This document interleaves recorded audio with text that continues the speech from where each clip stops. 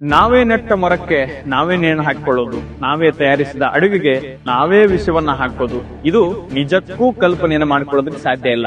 ಆದ್ರೆ ಇವತ್ತಿನ ಯುವ ಜನತೆ ಮಾಡ್ತಾ ಇರೋದು ಇದನ್ನೇ. ತಂಬಾಕು ಸೇವನೆಯ ಮೂಲಕ ನಮ್ಮ ಜೀವನಗಳನ್ನ ನಾವೇ ನಿಧಾನವಾಗಿ ಕಳೆದುಕೊಳ್ತಾ ಇದ್ದೀವಿ.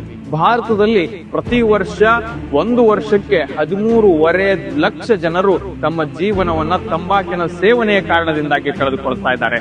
ಅಂದ್ರೆ ಪ್ರತಿ ದಿವಸ 3 ಜನ ತಮ್ಮ ಜೀವನವನ್ನ ತಂಬಾಕಿನಿಂದಾಗಿ ಕಳೆದುಕೊಳ್ತಾ ಇದ್ದಾರೆ. ಇದರಿಂದ ಬರೀ ಒಬ್ಬ ವ್ಯಕ್ತಿ ಮಾತ್ರ ಸಾಯೋದಿಲ್ಲ, ಬದಲಿಗೆ 13 ಲಕ್ಷ ಕುಟುಂಬಗಳು ಬೀದಿಯ ಪಾಲಾಗ್ತಾ ಇವೆ. ಯಾವ ಯುವಕರು ದೇಶವನ್ನ ಸದೃಢವಾಗಿ ಕಟ್ಟಬೇಕಾಗಿತ್ತು, ಆ ಯುವಕರು ತಮ್ಮ ದೇಹವನ್ನೇ, ತಮ್ಮ ಆರೋಗ್ಯವನ್ನೇ ಕಟ್ಟಿಕೊಳ್ಳಲು ಹೆಣಗಾಡ್ತಾ ಇದ್ದಾರೆ. ಅದು ತಂಬಾಕಿನ ಕಾರಣದಿಂದಾಗಿ. ತಂಬಾಕು ಸೇವನೆಯಿಂದಾಗಿ ನಮ್ಮೊಳಗೆ ಪಾರ್ಶ್ವವಾಯು, ಹೃದಯ ಸಂಬಂಧಿ ಕಾಯಿಲೆಗಳು ಜೊತೆಗೆ ಹಲವಾರು ಬಗೆಯ ದೇಹದ ಭಾಗಗಳಿಗೆ ಕ್ಯಾನ್ಸರ್ ಬರೋದು ಸಹಿತ ಸಾಧ್ಯತೆ ಇದೆ. ಅದರಿಂದಾಗಿ ನಾವು ತಂಬಾಕನ್ನ ಇವತ್ತೇ ತ್ಯಜಿಸಬೇಕಾಗಿದೆ.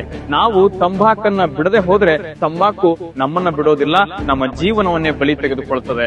ನಾವು ಬಿಡದೇ ಇದ್ದರೆ ಚಟ ಏರಬೇಕಾಗಿತ್ತು ಚಟ್ಟ. ಜೀವನವನ್ನ ಆಯ್ದುಕೊಳ್ಳಿ, ತಂಬಾಕನ್ನಲ್ಲ.